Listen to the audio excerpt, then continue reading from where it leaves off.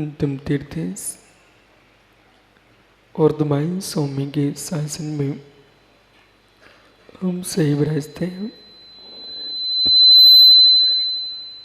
तीर्थंकर जिनेन्द्र की पीयूष देशना जिनेन्द्रवाणी मनुष्यो जगत कल्याणे।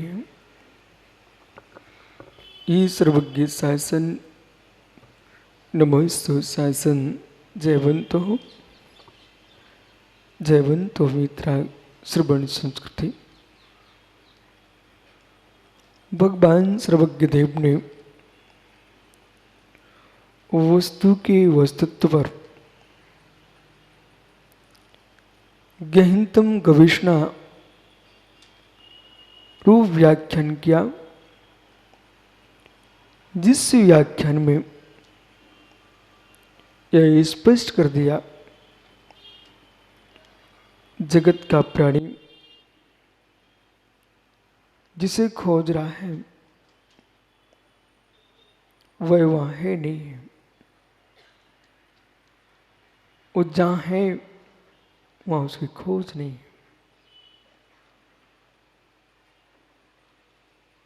भौतिक द्रव्यों में आत्मसुख का अन्वेषण, भौतिक द्रव्यों में आत्मसुख का अन्वेषण ये तीन काल में संभव नहीं है। जब तक सोच नहीं होगा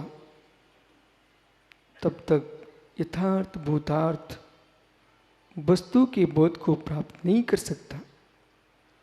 भूतार्थ वस्तु के बोध को जब तक प्राप्त नहीं करेगा तब तक मुमुक्षु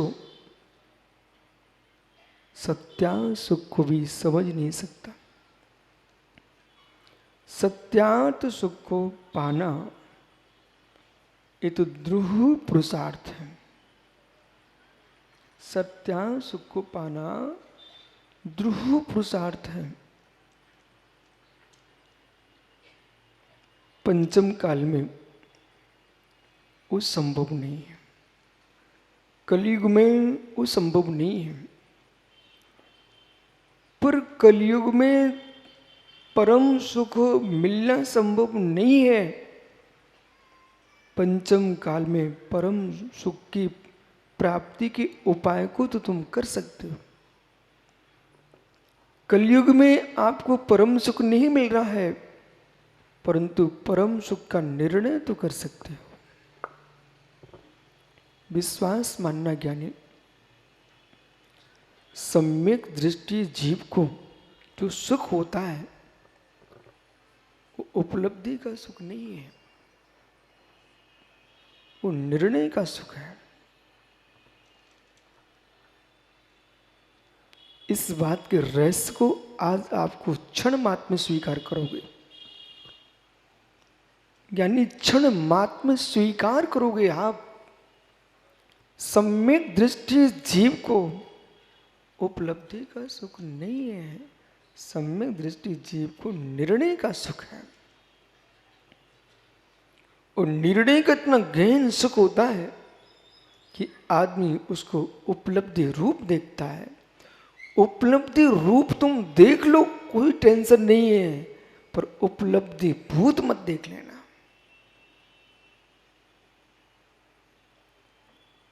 जैसे कि ज्ञानी छाबड़ा, हे मित्र,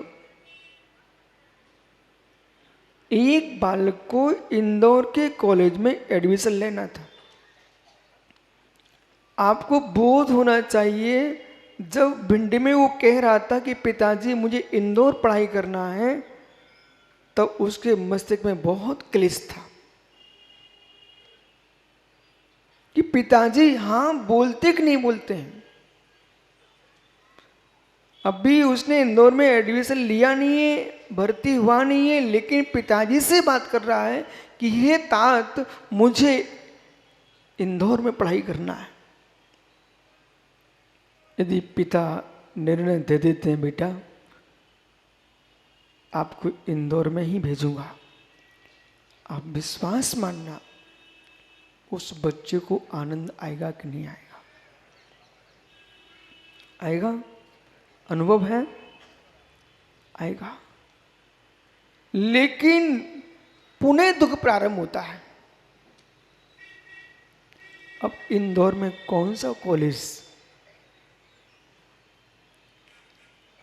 एक क्षण को सुखी मिल चुकी थी, खुशी मिल गई कि पिताजी ने हाँ बोल दिया है। इंदौर में कौन सा कॉलेज? वो निर्णय भी हो गया, फिर प्रसन्न हो गया। हर खुशियां आदमी के अंदर हैं, हर खुशियां आदमी के अंदर हैं, हर दुखी इन आदमी के अंदर हैं। जितने प्रकार के दुख हैं वो आदमी के अंदर हैं, और जितने प्रकार के सुख हैं वो आदमी के अंदर हैं। मात्र निर्णय की कमी है। निर्णय जब तक नहीं होता है तो हर प्रकार की दुखियां आपके अंदर हैं, और निर्णय होते ही सुख प्रारंभ हो जाता है। इसलिए ज्ञानियों सबसे पहले तत्व निर्णय है। इसलिए जिनागम में कहा है सबसे पहले तत्व निर्णय है। अब प्राचार्य जी, बच्चे ने इंदौर में कॉलेज का निर्णय तो ले लिया, सहजता प्रवेश भी तो नहीं होता। वहां सीट खाली है कि नहीं? पुनः टेंशन प्रारंभ हो गया। पढ़ाई शुरू नहीं हुई है, कॉलेज के द्वार पर भी नहीं पहुंचा वो, लेकिन कैलाश लोहारिया जी वो यहीं से सोच रहा, भिंड में बैठा बैठा फोन लगा रहा है। अब देखता कोई समाज का नेता मिल जाए इंदौर का तो मेरी सिफारिश कर दे। ये भी त्रिकालिक है, मेरी सिफारिश कर दे, ये भी त्रिकालिक है। कुछ कहना तो नहीं किसी को?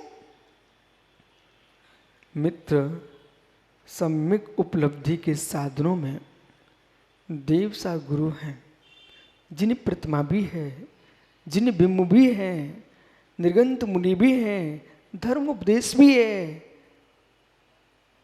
जो तत्व के स्वरूप को बता रहे थे गुरु महाराज, तुमको समझा रहे थे बेटा, तत्व ज्ञान का उद्देश्य स्वानुभूति है। तत्व ज्ञान का उद्देश्य सबसे कठिन, राकेश कोई चर्या है, सबसे कठिन चर्या है। तो प्राचार्य सिद्धनाथ जी, पंडित साहब, सबसे कठिन चर्या है। हम इतना समीकरण बिठा लें कि मां का हृदय बना लें।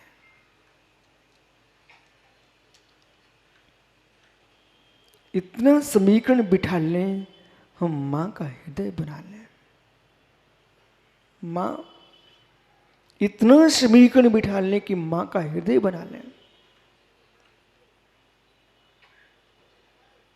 जो ममता मां को अपनी संतान पर होती है, ऐसी ममता प्राणी मात्र पे आ जाए, उस दिन आप विभार सम्यक के योग्य हो गए।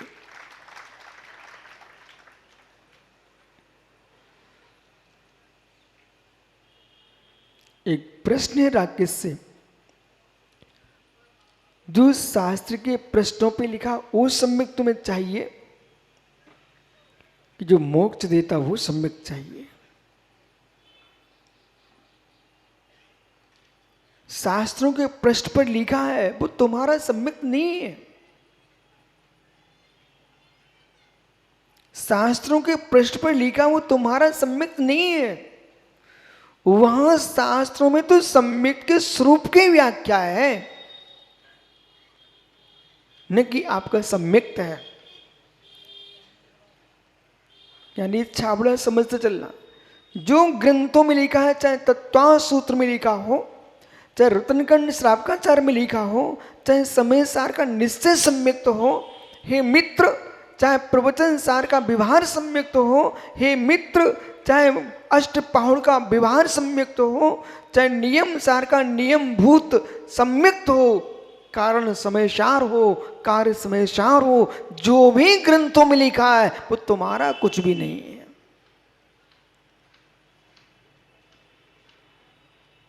आपका कुछ भी नहीं है।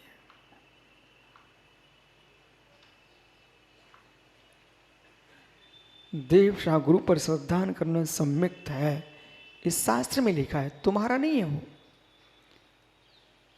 तत्वों पर श्रद्धा करना सम्यक्त है, इस शास्त्र में लिखा, आपका नहीं है। और निज आत्मा पर श्रद्धा करना सम्यक्त है, शास्त्रों में लिखा, आपका नहीं है। शास्त्रों का अध्ययन जानकारी के लिए करना पड़ता है, शास्त्रों का स्वाध्याय जानकारी के लिए करना पड़ता है। और लोगों ने जानकारी को अनुभूति मान लिया है, ये बहुत बड़ा भ्रम है। इस भ्रम को तोड़ना पड़ेगा। और मैं 82 वर्ष के विद्वान से बोल रहा हूं, कोई छोटे आदमी से नहीं बोल रहा, 82 वर्ष के, 82 वर्ष के विद्वान से बोल रहा हूं। इस जीव को समझ में नहीं आता होता, रबसन भैया आपकी सब आते एक दिन के बाद नहीं आते, उनको सब समझ में आ रहा है कि महाराज बोल क्या रहे हैं।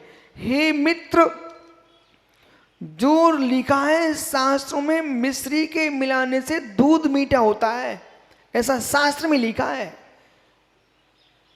क्या पाठ्य शास्त्र नहीं पढ़े क्या आपने? आयुर्वेद शास्त्र नहीं पढ़े क्या आपने? जो शास्त्र में लिखा, पाक शास्त्र में, मिश्री के घुलने से दूध मीठा होता है, हे मित्र वो शास्त्र में लिखा है, उससे तुम्हारा दूध मीठा नहीं हो रहा। वो पाक शास्त्र में लिखा है, दूध तो मीठा तब होगा जब तुम्हारे पास दूध और मिश्री दोनों होना चाहिए।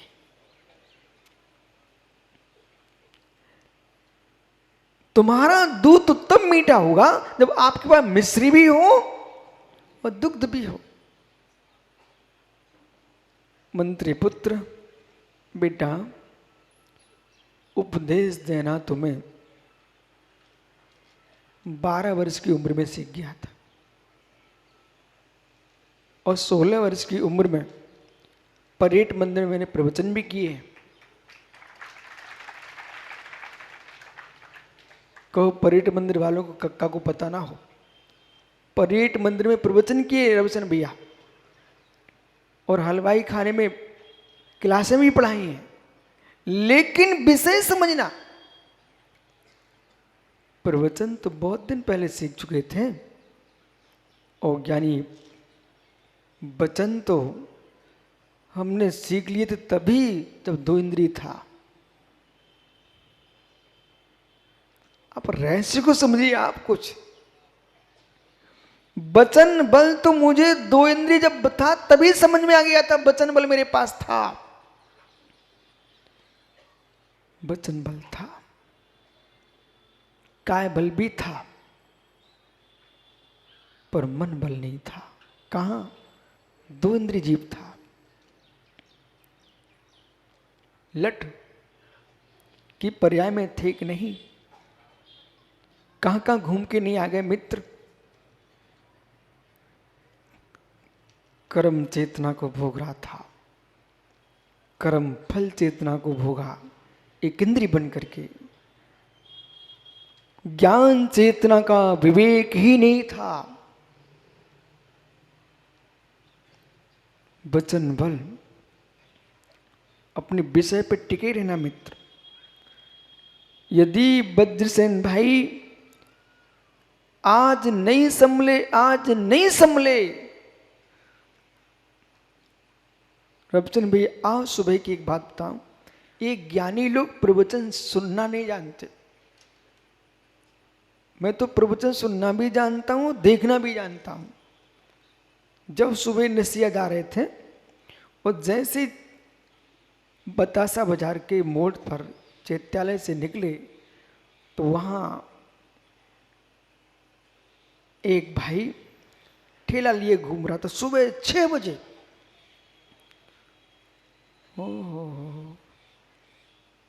महामाया तो 4:30 बजे मंदिर में आ जाता है। भगवान को जैसे जगाना हो उसको। आदिनाथ भगवान की जय गुंजयमान करते हुए वो मंदिर में प्रवेश कर जाते 4:30 बजे, देखना आपने। लेकिन मैं वो महामाया को भी देख रहा था, उधर सुबह 6 बजे ठेले वाले को भी देख रहा था। अब विषय यहां पकड़ना पंडित जी, रहस्य है। एक जीव जगह सुबह से जब मंदिर में 4:30 बजे प्रवेश कर गया है तो लगभग 4 बजे तो जगह ही होगा। हे मित्र, एक वो जीव है जो सुबह से आकर के जिनालय में जय जयकार करके प्रवेश कर रहा है। डॉक्टर सुनते जाना। और जो नगर की गली में 6 बजे जिसकी दुकान सज के आ चुकी है मित्र, वो भी 4 बजे जगह होगा, क्योंकि उसको बहुत तैयारी करना पड़ी होगी। ओह ऋषभ ज्ञानी, जैसे आप को मैंने दान डालते गोलक में देखा, दान डालते गोलक में देखा है बेटा, ऐसे अंदर से पर्स निकालते हो, वहां पता चलता है तुम्हारी प्रणति का। और पर्स में हरे हरे भरे रहते हैं, समझ रहे ना, उसमें से छांटता है। बोलो चंदू ये सत्य है कि नहीं? आप कोई भोली नहीं हो, बहुत चतुर हो। पर्स निकालते हो और कैलाश लोहाड़िया जी उसमें से फिर छांटते हो कि कितने डालना है। वहां तुम्हारी योग्यता का बोध हो जाता है, कितना लोभ है और कितना लोभ नहीं है, दोनों दिखाई देते हैं। इतना लोभ का विसर्जन हुआ है उतना तो गोलक में डाल देगा मंदिर में, और जितना लोभ प्रचंड है उसको रखा ही रहेगा। मां इतने ही नहीं, अब आगम सुनना है तो फिर सारे रहस्य तो बाहर खोलने ही पड़ेंगे ना।